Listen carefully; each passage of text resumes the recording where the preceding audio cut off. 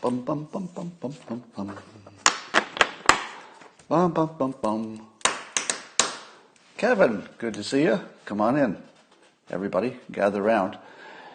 This might be the biggest day of your life.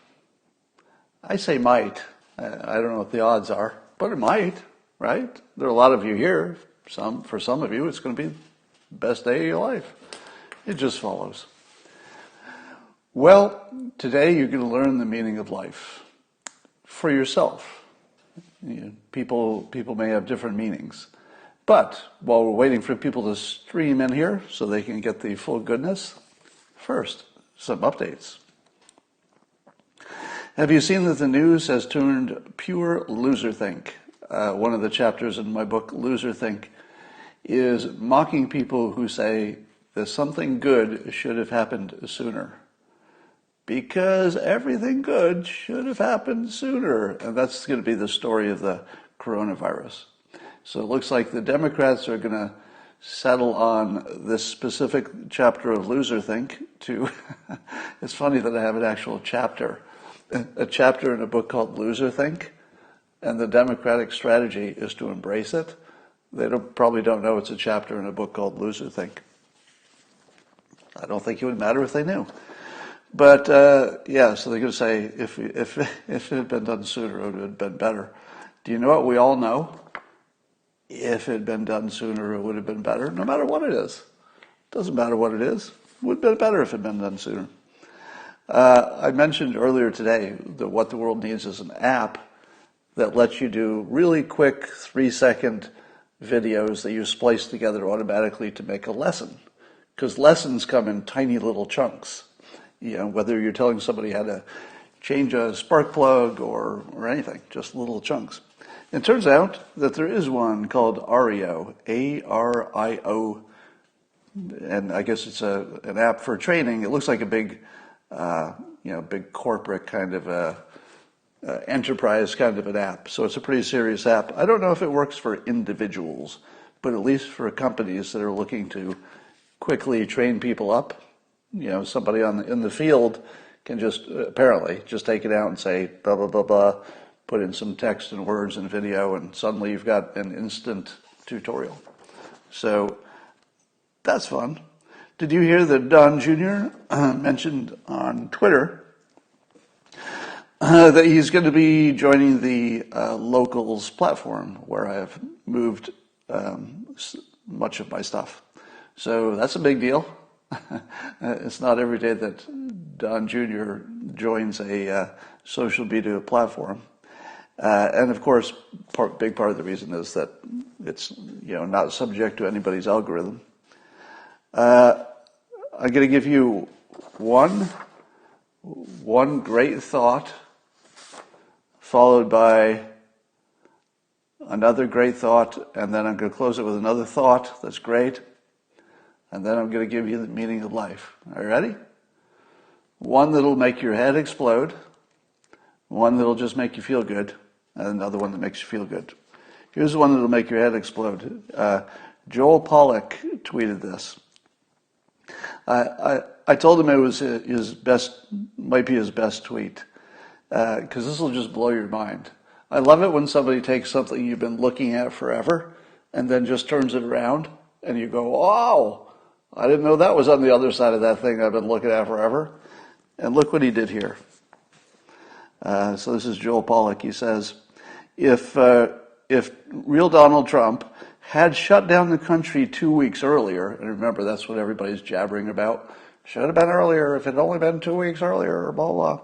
So what would have happened? So as Joel says, if Trump had shut down the country 2 weeks earlier, South Carolina and Super Tuesday would never have happened. Bernie Sanders would have been the Democratic nominee for president, and the media would be screaming about how Trump had interfered in the 2020 election. Right? Isn't that like the smartest thing you've heard today?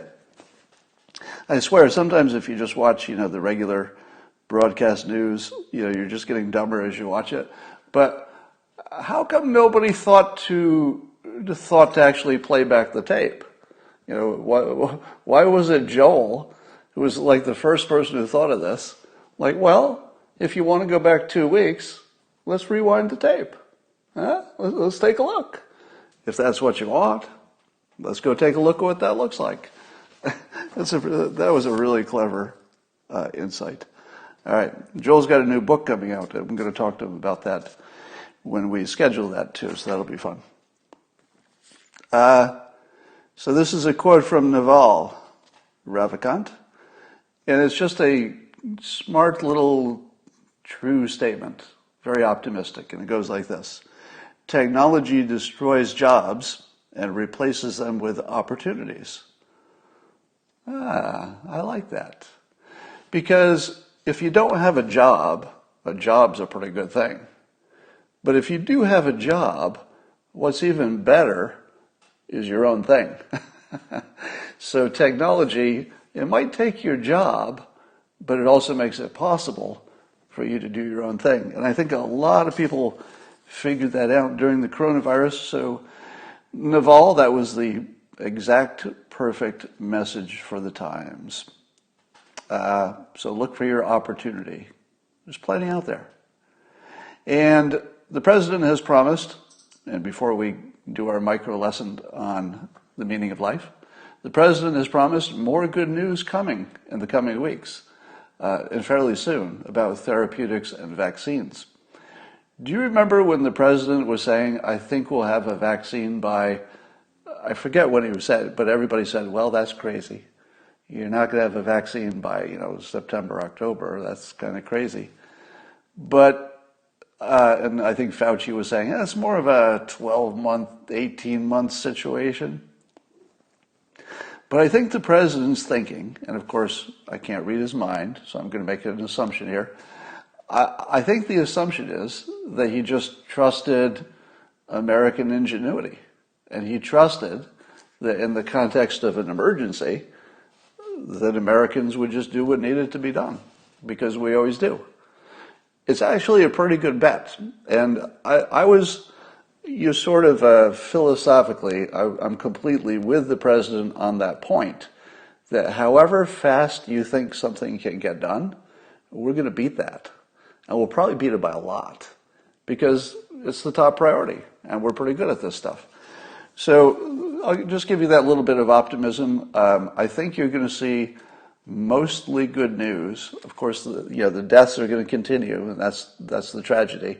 But on top of that, you're going to see an increasing amount of good news coming out, and it's going to feel good. All right. So, how many of you would like to have a little lesson on the meaning of life? And so it will begin right now. All right, this is your micro lesson on the meaning of life. Now, this is going to be an individual meaning, not a meaning that applies to everyone. Because you can take care of yourself in terms of the meaning that you find out of life. There's not much you can do for other people. They have to figure it out themselves. So this is your personal journey and how to find meaning in your life. And it's a 2 whiteboard situation. That's how good it is. That's a lot of goodness. I don't know if you can take it. So here's the basic idea, the starting point, and then we'll get to some more detail on the other side. If you were to live an ideal life that was compatible with your biological self, what would it look like? And here is my contention, that you will have the sensation of, and for all practical purposes, you'll have meaning in your life if you stay on this line, which is the line of selfishness. And the idea here is that you're born a baby, and there's nothing you can do about it. You didn't ask to be born, and if somebody asked you to help out, you couldn't do it if you wanted to. You are 100% selfish baby. Now, as you get older, if you're doing things right, maybe when you're a teen, you can start to help out a little bit. You're a little less selfish. Maybe by the time you're a parent, you don't have to actually biologically have children, but you're an adult and you find yourself giving back as much as you're getting. You're giving back a lot. Could be to your family, could be to anybody, your company, whatever. Eventually, once you've got everything that you need and you've taken care of the people who are around you, you enter some kind of I'll call it a mentor mode, where you're sort of a senior member of the tribe, you're a tribal elder essentially, and you're just trying to be helpful. And then the last thing you do, at least in our culture, the last thing you do, the moment your life is extinguished, is you give away everything you have. So all of your material possessions just go away at the moment of death. So this is a purely unselfish moment because you're literally dead. So you start 100% selfish and you try to stay on the line to get to the point where you can be so unselfish that you die perfectly. A perfect death is you've given everything. There's nothing left to give. If you do that, or even if you feel you're on the line to do that, so for example, you're just in school. Are you doing the right thing if you're a teenager and you're just doing well in school and paying attention? Yes. Very rarely do young kids ask about the meaning of life because they're actually biologically doing exactly what they need to be doing. So if you find yourself compatible with your biological nature for that point of life, you will feel meaning. If you're learning and then giving as much as you're getting and then eventually becoming more purely unselfish, you will feel meaning in your life. Now, how do you do this though? Well, that's the hard part, right? How can you be sure that you can take care of yourself well enough, which is really the key? If you don't take care of yourself first, you're not going to be in any kind of position to be helpful. So you have to be selfish in the beginning until you've acquired enough safety, knowledge, financial assets, network, family, whatever, to be safe yourself. And then you can start branching out. This is the basic belief behind this, is that we evolved to take care of ourselves first, because that's what survival would require. But secondarily, as soon as we take care of ourselves, we broaden that to the family, the people close to you, your tribe, and then, of course, civilization. So, how can you be helpful and make sure you're staying on that line? Well, let's say you wanted to be an author of this simulation. If you're new to this, I like to call our reality a simulation because it feels like it. You don't have to believe it's a simulation for any of these purposes. It's just fun.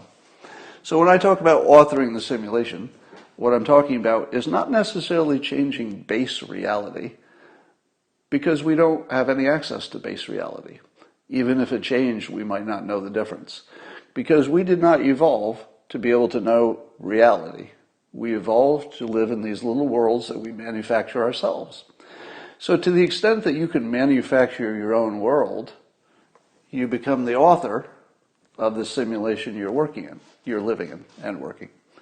Now, the process for doing that, I'm going to give you the general outline, but then each of these items you'd have to work on individually.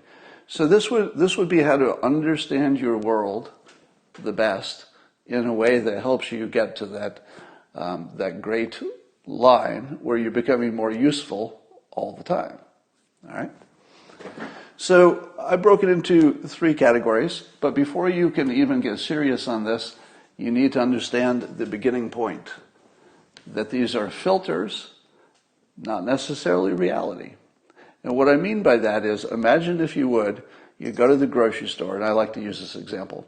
You're standing in a grocery store, and next to you is somebody with a different religion. And on top of that, they also believe everything that the opposite political party from you, whichever that is, they believe the opposite.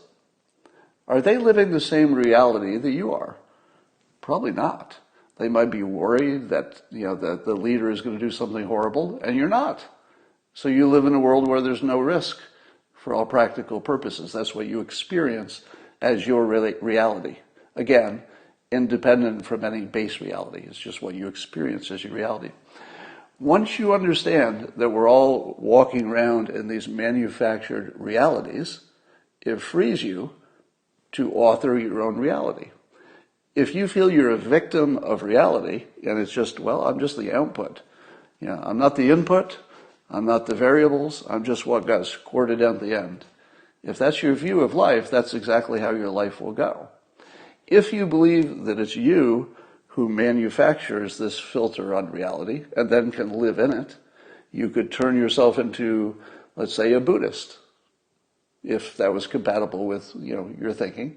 And you could live in that world, sort of a Buddhist reality. You could become a Democrat, a Republican, an independent. You can author your own reality. Now, does that alone help you be more successful, live better, be healthier, have better relationships? Well, not by itself. You need some technique. Here are the things which I recommend that you understand are your priorities. If you have not developed people skills, the odds that you will be successful enough to eventually give back and therefore have meaning in your life, because you're learning and getting more powerful all the time, in order to do anything useful in life that gets to the mentor stage anyway, that really is a well-lived life, you're going to have to master people skills. I just listed some example ones here. So everything from working on your shyness, which you can work on. It's a technique. I've talked about that before. Your networking, your conversation, your public speaking, learning how to criticize people without hurting their feelings, how to manage them, etc. So it's a long list, but you know what it is. If you're not actually working on that list, meaning you're not reading a book on something on this list, you're not taking a class, you're not practicing something, then you're not quite getting ready to be an author. You're still in sort of taking it as it comes mode. I've talked too much about the talent stack, but it's so powerful that if you're not developing your skills that layer well together, in your case, it's not the same skills for everybody. It's just whatever is the combination that makes you powerful and unique and valuable in the market.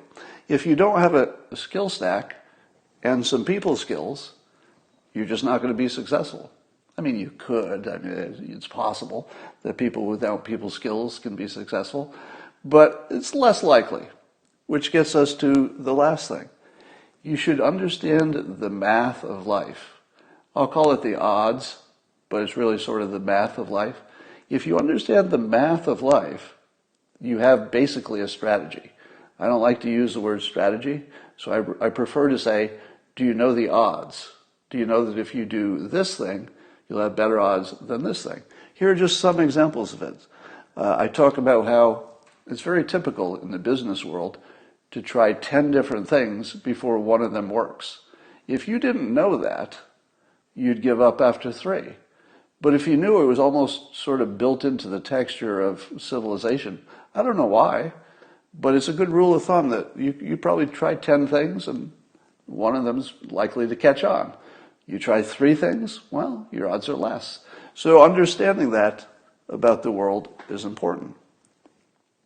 You should understand that if you sell your time, there's a cap on how much you can make. Even if you're a lawyer, there's a cap. So maybe you should start your own business if you want an uncapped potential. The math of talent stacking is that just because you have, let's say, 10 talents and you add one, you don't go up just 10% in power. You might double in power. So once you understand the multiplicative, geometric benefit of adding skills, you have a strategy just built into your normal thinking. Understand about diversification, especially if you're investing. Don't put all your eggs in one basket, as they say, and follow the energy to go where there's the most luck, most stuff happening. If you go wherever there's the most stuff happening, the most people, you have more chances for luck. That is the outline for finding meaning in your life. Now, of course, the details of how you fill out your various categories and stacks here will be personal, and maybe you're all on your own path. But the idea is that if you're following that path from completely selfish to completely unselfish, you will have an internal feeling of meaning. And that feeling will be just you being compatible with your most basic biological self, because you were born to take care of yourself first. So if you're doing that, especially when you're young, you'll feel like you're doing exactly what you ought to be. And kids do. Kids generally feel like they're doing exactly what they should be doing. Learning, playing, growing. So just keep on that path, and you'll feel that feeling of completion and a feeling of meaning. So that's all for tonight. That's your micro lesson, and I will see you, you know when.